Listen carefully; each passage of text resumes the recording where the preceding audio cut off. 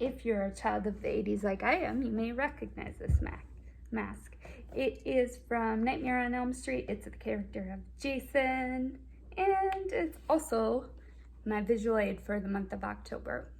I can honestly say I have never watched an entire horror movie. I'm not a big fan of them, mostly because as a person who is diagnosed with a mental health condition where anxiety is a huge factor, I have enough that makes me afraid in my life. I don't need to add to it. My post for the month of October is about anxiety or fear. It's titled, "Who's Afraid of the Big Bad? Fill in the blank." And in it, I really write about 3 ways that anxiety or fear affect me. The first one is that it has me taking unnecessary detours.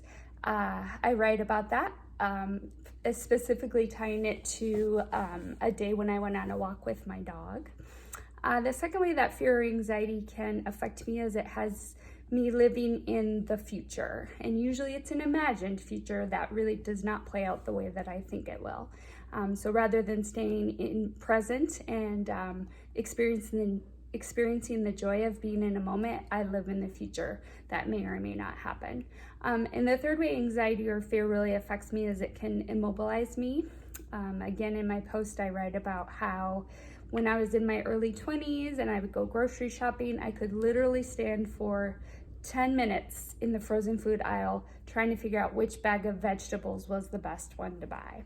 And from that, I just learned, sometimes I just have to make a choice and I move forward from there, not without being afraid of if I made the right choice or not. I hope that you read my post this month. I hope that it's helpful to you as you consider how fear affects you in your own life. And I hope that you can find some good tips that might help you. Also, if you appreciate what I write about and you also want to help stop the stigma of mental health in our country, I would ask that you consider sharing my post and that you also consider subscribing to my YouTube channel, Pools of Blessing.